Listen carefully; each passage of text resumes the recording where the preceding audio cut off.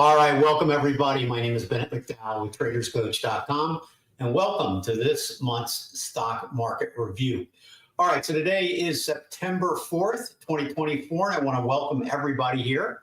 And hopefully you can hear me and see the screen that I'm showing with the bull and the bear. And if for any chance you lose audio or lose video, please let me know in the chat area, because sometimes, of course, the presenter is the last one to know.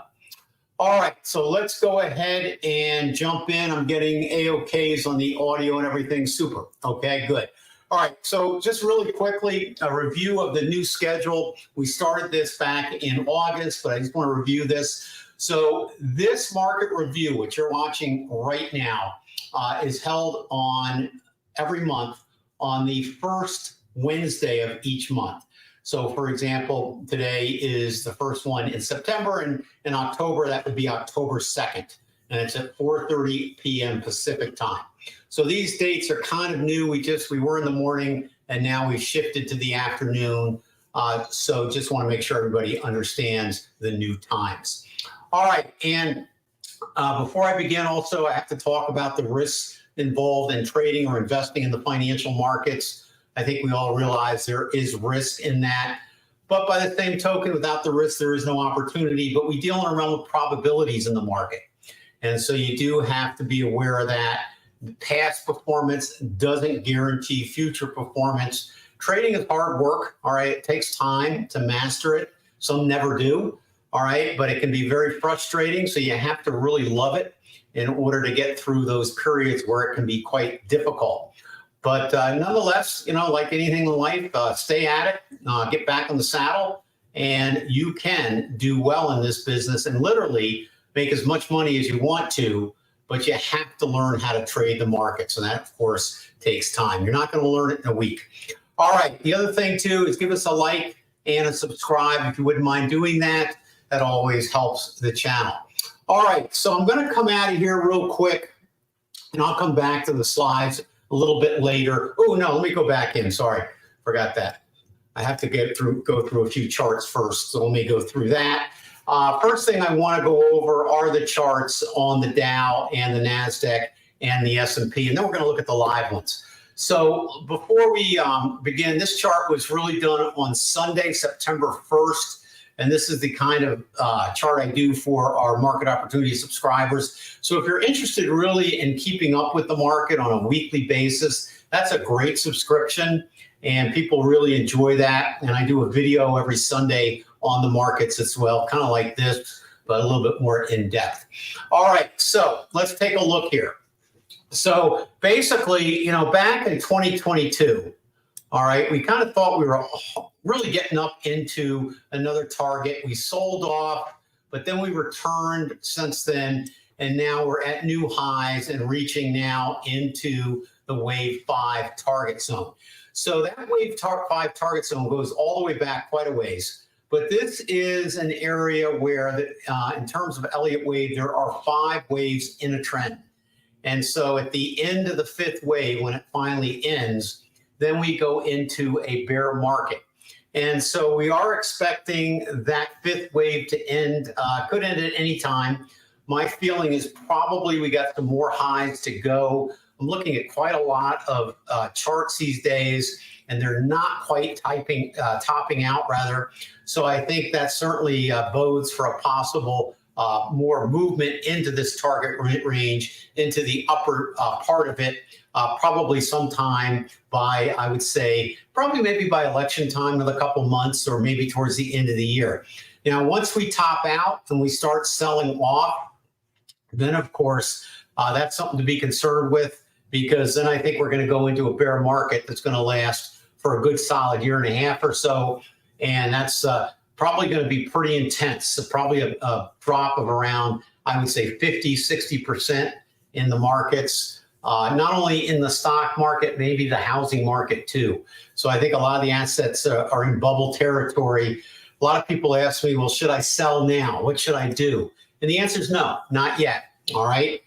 What we want to do is wait for the market to tell us when to sell. So far, everything's above the trend lines. Here's a trend line I have on this chart here in blue. And you can certainly see the markets are above that. We anchored that on the recent sell-off here. And here's the other anchor from the bottom that started back in 2023. So this particular market, all right, is still technically in an uptrend. Now, I've got some short-term support levels here that I want you to kind of pay attention to. One is at the recent bottom here. All right, so that was a swing low, and that was at 38,499.27. And then we have another one where there was quite a bit of congestion, really kind of a range-bound area for a while. And that had a support at 37,611.55. And then we have another low sitting under here now, which is a major support level at 32,327.20. So that's all three of those levels are important, because if we go below this first short-term level here, which is this small red line, that's an indication things are topping. Not necessarily a bear market yet, but that's the first shot over the bow that we want to be careful about. Certainly, I wouldn't at this particular point be looking to take any longer trades at that point. You know, if you're a swing trader and you're trading for a couple of weeks here and there, okay, maybe. But for most everybody that is looking for some longer term swings, I would at that particular point stay on the sidelines. All right, because that's the first area. If it reaches below there, that means we could be heading down in a more dramatic way. Then the next support level to keep an eye on is just under that.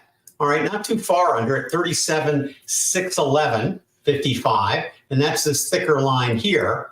And if we go below that, then that is something to take note at, because really the bears tried to drive that down here for quite some time and couldn't do it. So if it goes below that at this particular point, that means the market's changed. There's either some news or the mood of the market has changed. There's more fear in the market to drive it down there. People are taking profits. So we want to take note on that too. Now, is it possible that we could go down here, flip, and turn back up? Sure, anything's possible in the markets. So that is a possibility. So that's why I have this major support here, which is really at that particular point, I think, an action support. I probably should call it an action support level. And that's 32,327. I'd be looking at that particular level to probably look to short the market in some way or fashion for a rather long-term short, not a short-term short. I would probably initiate some longer-term inverse ETFs at that level, and kind of, at that point, take the fact that we could be in a bear market very serious at that point. Now, if we go below this level here, which is this level here at 37,611.55, that would be a good place to maybe start thinking about liquidating some of your long-term assets. If you want to lock in some profits and raise some cash, that's something you need to talk to your financial advisor about. There could be tax implications you have to take into consideration. If you're in an IRA, you don't really have to worry about that. But if it's outside an IRA, you do. But in any case, get with your financial advisor. You might even want to do that now and talk to them to have a game plan if we start breaking these levels. And, the bull market's been in existence really since 2009. So this is a long one. And we've had a nice pull up really since, the 20th year 2020 after COVID.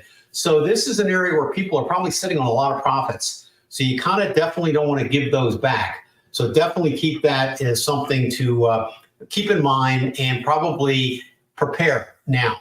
So that's kind of the way I'm looking at it. So I wouldn't be selling the market right now, but the market could change at any time and sell off.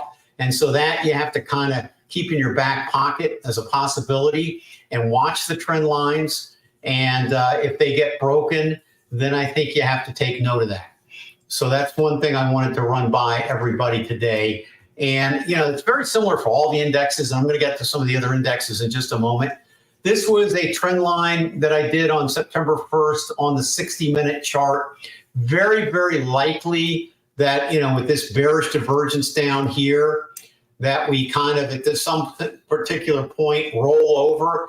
And then really the next area here, if we drew a fib from here to here, would probably put it right at around 40,000, give or take, 1,000 points, maybe down this way, 500, this way, 500. So this would be your, retracement zone or point of inflection. So we're going to have to see what it does when it gets there. Does it pay attention to that, make one more high, or does it bolt through that and take out the low? And that's something we'll have to watch as the market unfolds and certainly see. Again, there's a lot of stocks out there that I'm looking at that have one more leg up even after a correction, anticipated correction. So that's kind of an indication that I don't think, even if we see a sell-off coming in the next couple of weeks or so, I don't think it's anything more at that time than profit taking with those other stocks ranging in another dramatic move to the upside. So that's kind of my take on the Dow. If we go over to the long-term charts, we have a more major wave 3 unfolding. And if we go into the monthly chart, basically, with the Elliott Wave, there's waves inside waves. So on the top that we're approaching now or near, this is a minor monthly wave 3, a major weekly wave 3, and a daily wave 5. So the next bear market will be a wave 4, minor 4, inside a major 3 on the monthly chart. Hopefully that didn't confuse everybody. But in any case, the point is that the bear market that we will experience over the year and a half will come down quite a bit and then recover and make more highs at some point. All right, S&P 500, same type of thing, still reaching up into its target zone. And we have a green PTF over here. So that's an indication the S&P is not quite done reaching up. And we have a similar scenario on the NASDAQ, and not quite to the target zone or the long-term target zone on the NASDAQ. There's a lot of green PTFs indicating more highs. So I don't think the market is quite ready to crash yet. Could by the end of the year, but I think at this particular point, we're probably still in the upside. We got a rate decision coming up here in September, and basically percentages are that they are going to, probability is that they're going to lower by 25 basis points. Some people were talking 50 basis points, but the percentage to do that is very small. So we're probably looking at 25 basis points. The market's already priced that in, but you'll still have some euphoria after the official announcement, and that could drive it on up into those target zones as well. So I think we got a little bit more bullishness left in the markets overall. All right, on the GBTC, which is the popular ETF for Bitcoin, again, this is kind of an interesting situation. Technically speaking, this would be a 3. This looks like a 4, and this is our target so far for 5. And this looks like a pretty now clear A, B, C wave 4 correction. So I'm hoping we got a bottom in here, and we will see. We're pulling back a little bit, and I think it's actually good that we're pulling back because I want to see if this bottom holds. Now, if this bottom doesn't hold, then let's see what the next bottom is, as long as it ends somewhere near that bottom blue line here. But that would be pretty low because the current low that we've had on this chart has been right around the 40,000 mark, okay? And where this chart was a little bit older. So I'll show you the, well, actually, no, it's at 46.75 right now. These are the live charts. So this is kind of, we'll see if that bottom holds. I kind of think it will. From a technical aspect, it's looking real good. My only concern is we just have one red owl, which is this histogram over here. And it's on all 3 charts, but it just turned red on the long-term weekly chart. And that's a concern to me because it's usually we have a minimum of 4 red bars before that usually turns or thinks about turning back to green. Sometimes it could be a lot more. So let's see if this bottom holds. And if it doesn't, then we're probably going to go down a bit further. And as long as this indicator, the PTF, which has a 75% probability, and as long as we stay within the wave structure of Elliott Wave, then we should have eventually more highs coming and go above the wave 3 high, which is what this PTF is saying. So to summarize this, and I know it's confusing, but to summarize this, basically long term, there is a high probability of Bitcoin making new highs. Short term, we're trying to see if the correction and the bottom of this correction is in. And while we think it is, we're not certain it is. Okay, so we kind of want to stay kind of a little bit on our toes here and see what happens. Now, if you're thinking about buying into Bitcoin and you want to trickle in, well, this is not a bad area to trickle in some, maybe keep a little on the sidelines in case we get a little further down in the target zone. But the idea is don't bet the farm on anything. All right, just trickle in. And the idea is as long as this wave pattern holds, you should be rewarded. Okay, so that's GBTC. So I wanted to share that with everybody as well. All right, so let me go on here to the Case-Shiller Index versus the CPI and talk a little bit about real estate. So real estate market is another asset, just like stocks, that we think is in a bubble as well. And the Case-Shiller Index is a kind of a neat little graph that kind of really lets you see it, see what a bubble is and to see it pretty visually. And basically the Case-Shiller line here is in red. And what that Case-Shiller Index is measuring is the average home prices throughout the country. Now, real estate, of course, is very local, so it all depends on your area, but this is the average. Now, under that is a black line, and this is the CPI, which is the Consumer Price Index, and measuring inflation minus certain things like, I think, energy, automobiles, and stuff like that. And this chart goes back 50 years. So one of the quick things you want to take away from that is home prices have always been above the CPI for the last 50 years. And that is one of the reasons why purchasing a home for most Americans is their first step in building wealth, personal wealth. Not only does it give them a place to live, but it also certainly gives them a hedge against inflation. So therefore, it's an investment too. Not only that, if you buy it with a mortgage, then you get the mortgage deduction as well. So real estate is a place that when you can afford it is your first stepping stone for building wealth. All right, and you can see that in the fact that the last 50 years, it's done very well. There are certain times when it gets bubbled. Now, here's an area back in the 90s where we had a bubble here, and I know that because I used to own a whole bunch of investment homes in New York, and this was a bubble, and then it corrected, and that was a long correction, and it looks like nothing on this chart, right? But back then, this was a big deal. And then we hit the financial crisis here. Look at that bubble, huge. And we all know what happens with that. That corrected. And then at that particular point, it turned and went back up for a variety of different reasons. And I could go over every reason, but I won't because we're only going to be here about a half an hour. So I don't want to overdo it. But the bottom line is it recovered and surged up. And here we are today.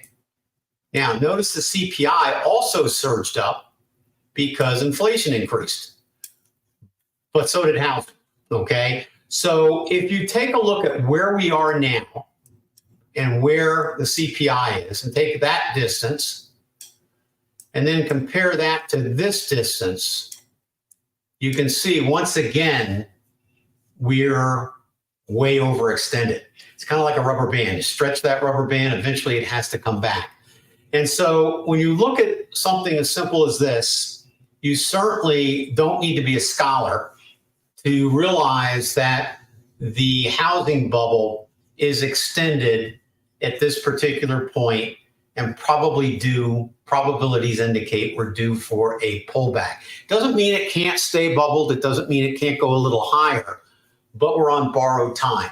And certainly with bubbles, they can last for quite some time. I don't know if you can see this at home, but back in the financial crisis, the cracks started showing just before 2007, and we're well underway. The bubble really bursted a little bit later, around 2009. Okay, so it can last for quite some time, and we're kind of seeing that now. All right, so home prices are high, haven't really come down too much, but I will tell you from what I hear in the industry is that in order for people to actually sell their home, they have to be realistic on the price and negotiate. So it's not really a seller's market like it was many years ago, where you had overbidding and very short time frames on the market for a house to sell. So a little bit differently.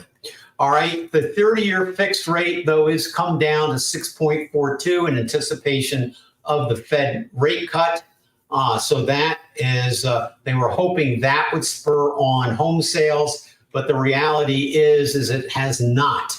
All right, so currently right now, falling mortgage rates have yet to improve home sales, with buyers currently now uncertain about the National Association of Realtors settlement. You know, they have a whole new way now of the real estate agents and brokers, and the way in which they can present your home in terms of a buyer's broker's agreement and a seller. So that's causing a lot of confusion in the industry. And then you have the election coming up too. So people tend to kind of stay on the sidelines until all this stuff gets worked out. And also too, we're going into the fall season. So we're not in the most popular real estate time frame for people to buy homes. Usually the spring and over the summer are your prime season. But now, you know, the kids are back in college and, you know, getting ready for the holidays. So usually home buying slows down now anyway. But pending home sale posted their biggest decline, however, in nearly a year. Okay, that's actual sales, not prices, but sales. Despite the median U.S. housing payment dropping to its lowest level in 5 months due to the interest rate cuts. Would-be home buyers are waiting for clarity about the NAR settlement, the presidential election, and whether mortgage rates will fall more. So currently, if a homeowner is sitting in a home and they've been in there for a long time, they have a very low interest rate mortgage, even, you know, especially compared to even now, they're going to sit there, all right, and they're going to kind of stay on the sidelines. Probably the only reason why those folks would sell would be for some personal reason, like they need a bigger home, bigger family, or they get laid off, all right? And if they get laid off, then we're starting to talk about possibly slipping into a recession, and that could cause a flood of homes coming onto the market. More supply would cause prices to drop dramatically. All right, so that's kind of what I wanted to cover today. And again, I don't want to keep this more than half an hour. I'm going to show some live charts. Before I do, just really quickly, I'll put a link up in the recording on some of the books I have available. My newest book, being published by Wiley Trading Publishers, is The Art of Trading, second edition, all finished, being printed as we speak, and will be out this year. Good 500 pages. So there's a lot of material in that book. If you want to learn more about the Elliott Wave, McGraw-Hill had me write a book on Elliott Wave techniques. And then I've written several books on money management as well. So I'll put the links to our Amazon page where you can check those out. And I'll put some links to our software as well. And you can learn more about our software on our different websites. All right, so let me come back down and take a look at the Dow Jones here. So these are live charts we're going to be looking at for a couple minutes here. And, you know, today, of course, is Wednesday. So we've got 3 price bars of data since that last chart I showed you, and we're pulling back a little bit. Here's that 60-minute chart on the far left over here. And what I want to do with that is just draw the fibs, because remember I said, let's take a look and see if that pulls back. And the pullback level on that could be around 40,498 to 39,819 on the Dow. All right, so that's an area where we probably will see the market come back now this week. and then we'll see what happens. It should probably turn back up after that. So maybe a quick little bounce to the downside in preparation for the rate decrease. All right, the other thing I wanted to do is take a look at GBTC on the live chart and see how that's doing, because that was coming down on that last chart I was showing you. And you can certainly see that has not changed much in terms of a rebound. Here's what we think is, and are hoping is a bottom. All the context of the support, resistance, and Elliott Wave point to a valid bottom here. But it's also possible to get a second bottom, a double bottom, before it goes. So we're keeping an eye on that. It may come down to this level here and rebound. We could see that as well.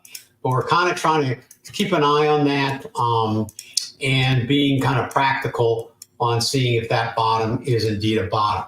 Now, a lot of folks, just before we go, asked me about natural gas. And the ETF we like to look at for that is UNG.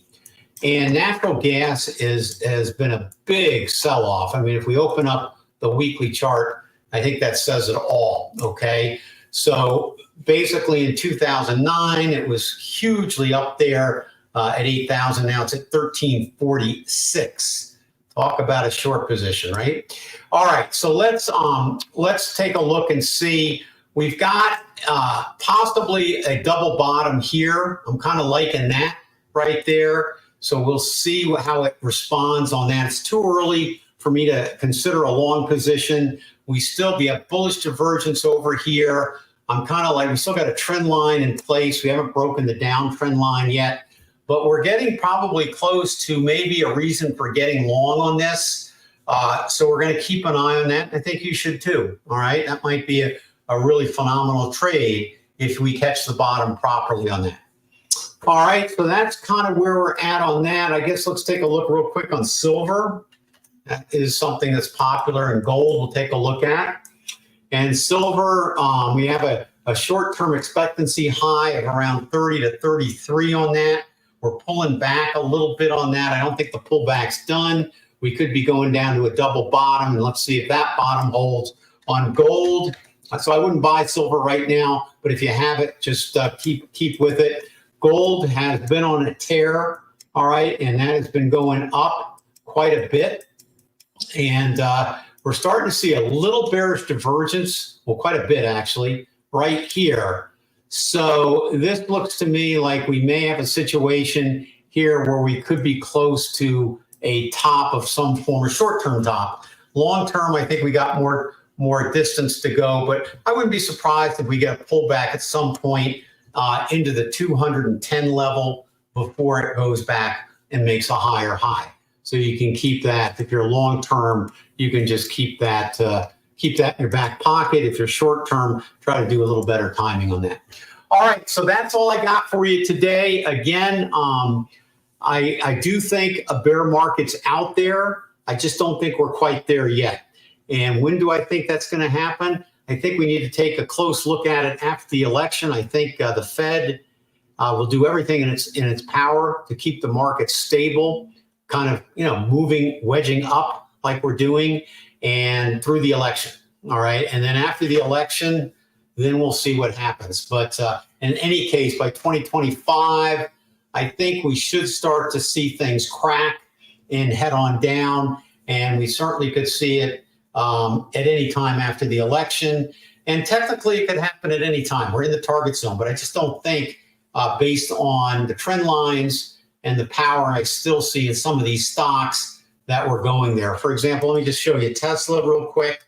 All right, I think Tesla has got quite a bit of movement up. My target on Tesla now is 352 to 507 with a PTF target up around 426. So I think there's more upside on Tesla, and quite a few stocks are in that predicament right now. So that should top when the market tops. And I think probably you're looking more towards the end of the year. Okay. So we'll keep an eye on that. So I want to thank everybody for coming. I'm going to put a link up there, by the way. If you're into trading the markets, day trading the markets, we have a affiliate relationship with Apex.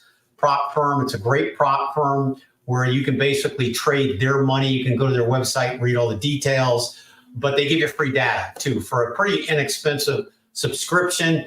My coupon will even lower that subscription even more. So I think you get about 80% off if you use my coupon. So that might be something you want to think about if you get into the day trading. We have a day trading room, you know, and we're getting ready to add another one to trade just price action. All right, so that is it for today. I want to thank everybody for coming. If you have any last minute questions, feel free to type those in the comments area. If you want to look up stocks, please come on Friday. We have a whole session devoted for looking up stocks called Stock Analysis Friday. And that's done every Friday in the morning. We start at 8 a.m. Pacific time. So join us, it's free. And you just come to our YouTube page and you'll be able to find us. All right, guys, thanks so much. We'll see you next month. And let's see what happens, okay? All right, thank you. Have a great month.